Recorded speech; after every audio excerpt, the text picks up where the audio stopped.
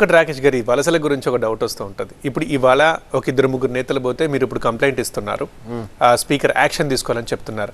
In case 5 ఏళ్ళు గడిచాయి, మళ్ళీ బీఆర్ఎస్ అధికారంలోకి వస్తుంది, ఇదే నేతలకైనా మళ్ళీ వచ్చారనుకోండి, మళ్ళీ మీరు తీసుకున్నారనుకోండి, ప్రజలకు అసలు ఏం జరుగుతోంది ఏంటి అన్నట్లుగా ఒక రకమైనది అవుతుంది. అంటే నెక్స్ట్ జరిగేది చెప్తారని ఇప్పుడు చాలా చోట్ల చాలా పట్ల జరుగుతున్నది ఇదే. కొంచెమన్నా ఉండాలి కదా, కొంతైనా ఏమైనా విలువలు అందామా, ఒక పద్ధతులు అందామా, అది కొంచెం పోతుందని ఒక బాధ. ఏమంటారు వీటి గురించి మీకు? సార్ మీకు ఒకటి చెప్తున్నాను, అంటే నేను ఏమంటున్నానంటే ఈరోజు కాదు,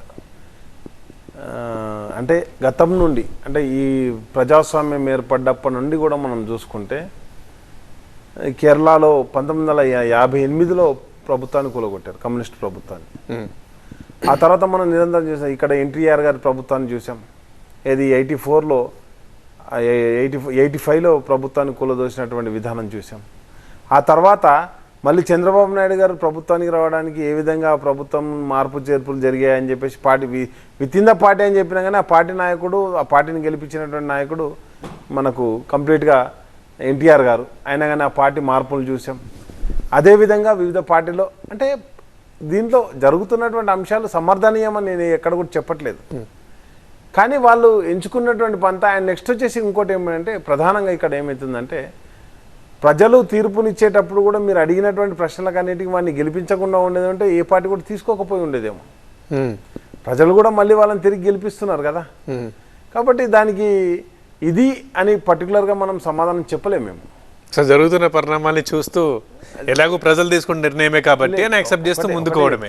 మీకు ఒక మాట చెప్తాను, ఎందుకంటే జరాసంధుని భయానికే శ్రీకృష్ణుడు వెళ్ళిపోయి ద్వారకాలో ఏది రాజ్యాన్ని నిర్మించాడు అని చెప్పి చెప్తారు. సముద్రం ఒడ్డున నిర్మించాడు. అదే జరాసంధుని భీముని సహకారంతో వధించడం జరిగింది. కాబట్టి మహాభారతంలోనే జరిగినటువంటి, ఆ భాగవతంలో జరిగినటువంటి సందర్భం కూడా ఇక్కడ కూడా జరగవచ్చేమో మీకు.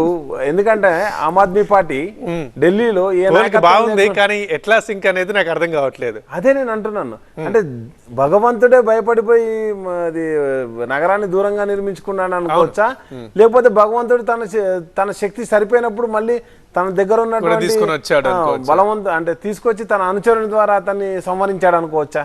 కాబట్టి ప్రజాస్వామ్యం కూడా ఆ బ్యూటీనెస్ ఉంటుంది. తప్పకుండా ప్రజాస్వామ్యం తనదైన ఒక రూపాన్ని తీసుకుంటది. ఎందుకు చెప్తున్నానంటే, అదే ఎలా ఉన్నా మీ ఎక్స్ప్లెనేషన్ మాత్రం చాలా బ్యూటిఫుల్ గా ఉంది. మీరు చాలా బాగుంది. నేనేమంటున్నానంటే, భారతదేశాన్ని సరైన దిశానిర్దేశన చేయగలిగినటువంటి ఒక ఆర్థికవేత్త మన్మోహన్ సింగ్ గారిని ఎంపీగా కంటెస్ట్ చేసి గెలిపించలేదు, కానీ 2 times ఈ దేశానికి ప్రధానమంత్రిగా చేశాడు, ఒకసారి ఆర్థిక శాఖ మంత్రిగా కూడా పనిచేశాడు. కాబట్టి అది ఎందుకు జరిగింది అనేదాన్ని చెప్పలేము. మీకు సాహిబ్ సింగ్ వర్మ, సుష్మా స్వరాజ్ గారు ఢిల్లీ ముఖ్యమంత్రిగా ఉన్నప్పుడు ఉల్లిగడ్డ ధరలు పెరిగిందని ప్రభుత్వం కూలిపోయింది. తర్వాత నిర్భయ ఇన్సిడెంట్ అనేది షీలా దీక్షిత్ గారి కాంగ్రెస్ ప్రభుత్వాన్ని అక్కడ నుంచి అంటే అది జరిగిపోవడం జరిగింది. వెంటనే ఆమ్ ఆద్మీ పార్టీ అనేది ఎస్టాబ్లిష్ కావడం జరిగింది. మొన్న రైతు ఉద్యమం ద్వారా పంజాబ్లో కూడా ఆమ్ ఆద్మీ పార్టీ గెలవడం జరిగింది. డెమోక్రసీలో ఇది ఎందుకు జరుగుతుంది అనే దానికి ఎక్కడ కూడా మనకు డిక్షనరీ లేదండి. తప్పకుండా ప్రతి ఒక్కటి మార్పులు చేర్పులు జరుపుకుంటూ ముందుకు పోవడం జరుగుతుంది. రైట్ రాకేష్ గారు. తరుణ్ ఫోన్ చేశారు యూకే నుండి. తరుణ్ గారు మాట్లాడండి రాకేష్ గారితో. రాకేష్ గారు, నమస్తే. మా చిన్న క్వశ్చన్ అండి. నమస్కారం రాకేష్ గారు, చిన్న క్వశ్చన్ అండి. అడగండి. నాకున్న డౌట్ ఏంటంటే, నేను టీఆర్ఎస్ కి సపోర్ట్, కాంగ్రెస్ సపోర్ట్ కాదు. అది క్యాజువల్ క్వశ్చన్. ఏంటంటే, మీడియాని కాంగ్రెస్ వాళ్ళు యూజ్ చేసుకున్నట్టుగా టీఆర్ఎస్ ఎందుకు యూజ్ చేసుకోలేకపోయింది? ఈ ప్రతి చిన్న విషయాన్ని కూడా వాళ్ళు హైలైట్ చేశారు. మీరు దాన్ని కాదు అని ఎలా మీరు చేయలేకపోయారు? ఎందుకు అంటే మీడియా ఎఫెక్టివ్ గా ఎలా ఎందుకు యూజ్ చేసుకోలేకపోయారని క్వశ్చన్. రైట్. తరుణ్ గారు అడిగినటువంటి చాలా సున్నితమైన సూటి ప్రశ్న అండి. సోషల్ మీడియాను కావచ్చు, మీడియాను కావచ్చు, మీరు ఎందుకు పర్ఫెక్ట్గా యూజ్ చేసుకోలేకపోయారు అని చెప్పేసి ఒక సూటి ప్రశ్న వేశారు. నిజంగా కూడా అంటే ఒకటి ఏమవుతుందంటే, నిజం చెప్పులు తొడుక్కునేంత లోపల అబద్ధం ప్రపంచాన్ని చుట్టూ వస్తుంది అన్నట్టుగా ఈరోజు మీడియా ఎఫెక్ట్ కంటే సోషల్ మీడియా ఎఫెక్ట్ ఎక్కువ ఉందండి. గతంలో అంటే నా చిన్నతనంలో మీడియా అంటే ఏంటంటే న్యూస్ పేపర్, ఆ తర్వాత దూరదర్శన్, వివిధ భారతి, లేకపోతే ఇలాంటి రేడియో, టీవీలు ఉండేవి. తర్వాత కొంతకాలానికి టెలివిజన్ విప్లవం రావడం జరిగింది. అది TV9 తోటే స్టార్ట్ అయింది డిజిటల్ మీడియా అనేది. ఎస్. ఆ డిజిటల్ మీడియా అనేది ఒక రూపు సంతరించుకుంది. బట్ ఈరోజు ప్రతి ఒక్కరి చేతిలో ఒక ఫోన్ ఉంటుంది, స్మార్ట్ ఫోన్. ఇది కంప్లీట్గా మీడియాను ఏం నడిపించలేదు, సోషల్ మీడియా నడిపిస్తుంది, యూట్యూబ్ ఛానల్స్ నడిపిస్తున్నాయి. నడిపించినప్పుడు అది నిజమా అబద్ధమా? TV9 అయితే నేను ప్రశ్నించవచ్చు, మీరు ఎందుకు అబద్ధాన్ని ప్రచారం చేస్తున్నారు అని చెప్పేసి. ఈ సోషల్ మీడియాని ఎవరు ప్రశ్నించే వాళ్ళు లేరు.